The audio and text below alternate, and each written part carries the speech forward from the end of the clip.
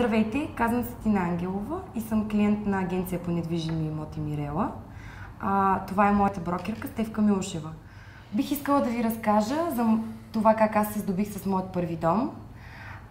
Съвсем случайно разбрах за агенцията и щателно я проучих в интернет. Прочетох много от положителните коментари и като цяло коментарите на клиенти, които са били на фирмата. И останах изключително очарована. Влезнах в техният сайт в интернет и набелязах някои от жилищата, които те предлагаха до този момент. След това се свързах с моята настояща брокерка, Стефка Милушева. Уговорихме си час, в който да посетя избраните от мен жилища. Уточнихме нейните критерии, уточнихме бюджета, уточнихме какъв вид трябва да е жилището. Тя щателно ме разпита за това какви са моите представи за жилище, как искам то да изглежда, къде искам да бъде разположено. Съобрази се изцяло с моят график и финансови възможности.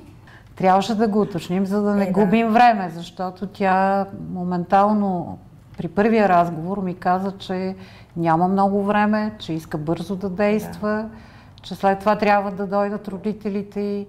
Огледахме около 15 жилища и те бяха абсолютно достатъчни, за да намеря точно това жилище, в което аз искам да пребивавам в този момент. В момента, в който прекрачих прага на моя апартамент, аз разбрах, че това е моето жилище и се влюбих в него. Аз се здобих с тристаен апартамент с прекрасна гледка към Витоша и това е сигурно едно от малките жилища, които имат такава красива гледка. Тина купи тристаен апартамент в Южен район, в нова сграда, с довършителни работи. В процеса на нашата съвместна дейност се сприятелихме, така че тя ми достави удоволствие да ме покани на гости.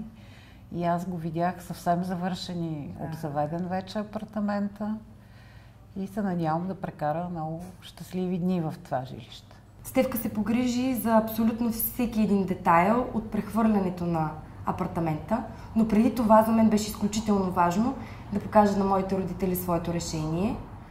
Моите родители бяха изключително очаровани от жилището, което съм намерила и също подкрепиха моят избор. Най-вълнуващият за мен момент беше когато получих ключовете за моя първи дом, а това стана благодарение на Мирела. Искам искрено много да благодаря на Мирела, че ми помогнахте да открия моето първо жилище.